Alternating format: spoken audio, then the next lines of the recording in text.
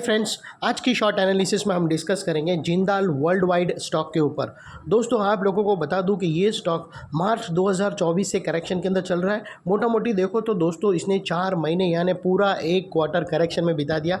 और करेक्शन में भी दोस्तों इसने दोनों तरह का करेक्शन दिया है। इसने प्राइस वाइज करेक्शन भी दिया है और टाइम वाइज करेक्शन भी दिया है, और दोनों इक्वली फेस में दिया है। अगर आप देखो तो दोस्तों पहले ये प्राइस वाइज करेक्शन के थ्रू नीचे गिरा है, और फिर उसके बाद इसने टाइम वाइज करेक्शन के अंदर एक स्ट्रॉन्ग लंबी कंसोलिडेशन बेस स्ट्रॉन्ग बेस बनाकर अल्टीमेटली इसको ब्रेकआउट किया है। और फिलहाल ये स्टॉक को देखो तो दोस्तों मल्टीपल पॉजिटिव फैक्टर्स एक साथ ब्रेकआउट में आए हैं। ये स्टॉक के अंदर दोस्तों एक strong downward sloping parallel channel थी जो एक बहुत बड़ा रेजिस्टेंस का काम कर रही थी। अल्टीमेटली स्टॉक ने उसको ब्रेकआउट किया है। यहाँ पर करेक्शन कंप्लीट के कन्फर्मेशन मिले, यहाँ पर क्लियर पॉजिटिव डाइवर्शन मिला और एक बहुत बड़ी रिवर्सल चार्ट पैटर्न मिली है, जिसके तहत ये स्टॉक अपसाइड में 18 से 22% रिटर्न देने के लिए रेडी है। लेकिन दोस्तों इसमें कोई भी मेरी बाई सेल होल्ड रिकमेंडेशन नहीं है, ये प्योरली एजुकेशन पर्पस से आप लोगों से शेयर कर रहा हूँ। फ्रेंड्स, आप लोग देख सकते हो कि ये वो टॉप एरिया था जहाँ से करेक्शन का आगाज़ हुआ था, और यहाँ से कुछ ऐसी डाउनवर्ड स्लोपिंग पैरेलल चैनल बनी थी। और जब तक स्टॉक ये डाउनवर्ड स्लोपिंग पैरेलल चैनल में रहा, इसके अंदर back to back lower lows hit होते गए।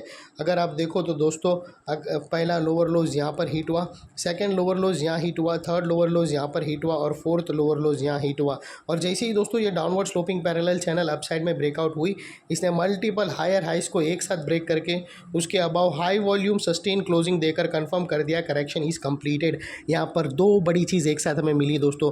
पहला तो इसने डाउनवर्ड स्लोपिंग पैरेलल चैनल को अपसाइड में ब्रेक किया, जिसकी वजह से जो कंटिन्यूड डाउन साइड फॉल चल रहा था वो अल्टीमेटली रुक गया। और सेकेंडली दोस्तों अगर आप देखो तो इसके अंदर back to back lower lows के सीक्वेंस हीट हो रहे थे, वो स्टॉप होकर उसके अगेंस्ट में फर्स्ट हायर राइज रजिस्टर्ड हुआ, जो हमें कंफर्म करता है कि स्टॉक के अंदर करेक्शन कंप्लीट हो चुका है और ये ट्रेंडिंग मूव के लिए रेडी होकर पहला कदम भी रख दिया है। जब तक कोई नया लोअर लोज हिट नहीं हो जाता या पुराने लोअर लोज के नीचे मार्केट क्लोज नहीं हो जाता, तब तक हम मानकर चलेंगे कि यहाँ पर करेक्शन इज़ कंप्लीटेड। और सेकेंडली दोस्तों अगर आप देखो RSI का आप डाइवर्शन का पार्ट देखो, तो अगर मैं आप लोगों को MACD डालकर दिखाऊँ तो यहाँ क्लियर कट पॉजिटिव डाइवर्शन मिलता है। दोस्तों अगर आप प्राइस एक्शन के लोअर लोज को देखो तो वो ऑलमोस्ट नेक्स्ट डाउन साइड या नेक्स्ट टू सिमिलर पे ही उसने टिल्ट हुआ है। अगर आप देखो तो एक ही एरिया पे या फिर less little bit down side tilt हुआ है, लेकिन वही अगर आप MACD के ऑसिलेशन को देखो तो वो अपसाइड में टिल्ट हुए हैं फ्रेंड्स। और यहाँ से क्लियर कट ब्रेकआउट हुआ है जो स्टॉक के अंदर एक अपसाइड मोमेंटम पंप करेगा। और सेकेंडली दोस्तों बात कर लेते हैं चार्ट पैटर्न की, तो बेहतरीन रिवर्सल चार्ट पैटर्न मिली है दोस्तों। यहाँ पर है एक बहुत बड़ी डार्वर्स बॉक्स जैसी पैटर्न मिली है, जो पैरेलल चैनल भी आप बोल सकते हो दोस्तों। ज़बरदस्त चार्ट पैटर्न ब्रेकआउट हुई है, और जिसकी जो नेकलाइन निकल कर आती है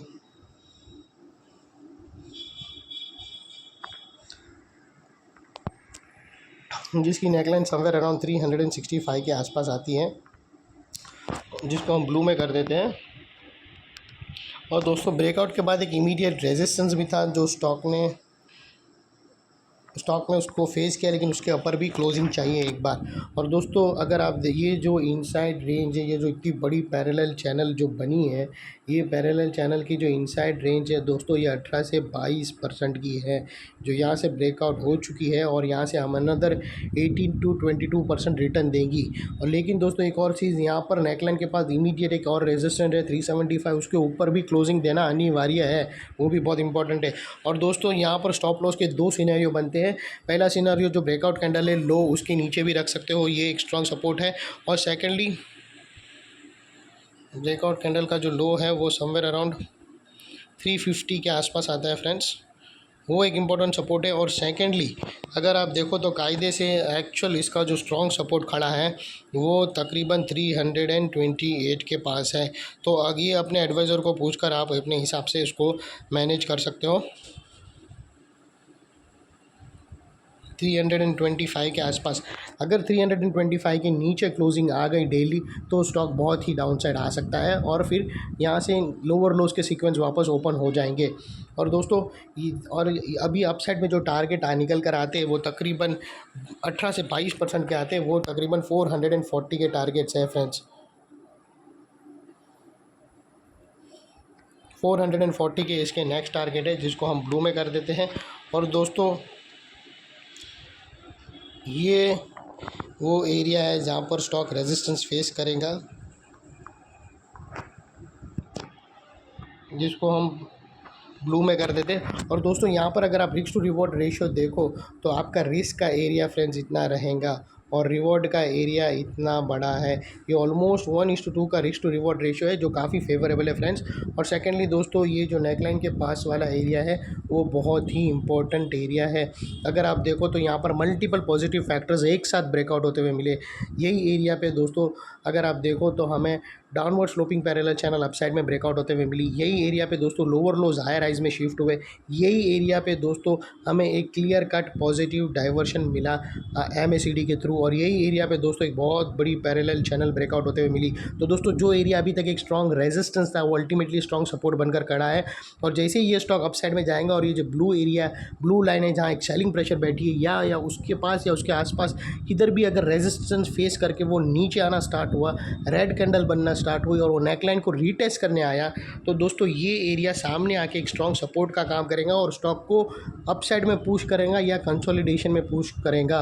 और इतने बड़े स्ट्रॉन्ग सपोर्ट के नीचे हमारा स्टॉप लॉस है जो आसानी से हिट नहीं होगा। लेकिन बाय एनी चांस अगर क्लोजिंग बेसिस पे 325 या 326 के नीचे डेली क्लोजिंग आ गई तो दोस्तों नो इफ नो बट सीधा स्टॉप लॉस देके तुम्हें ट्रेड को क्लोज कर देना चाहिए। ये थी हमारी एनालिसिस। अच्छी लगे तो प्लीज़ मेरी चैनल को लाइक शेयर सब्सक्राइब करना और अपने फैमिली फ्रेंड्स रिलेटिव को ज़रूर शेयर करना। Thank you.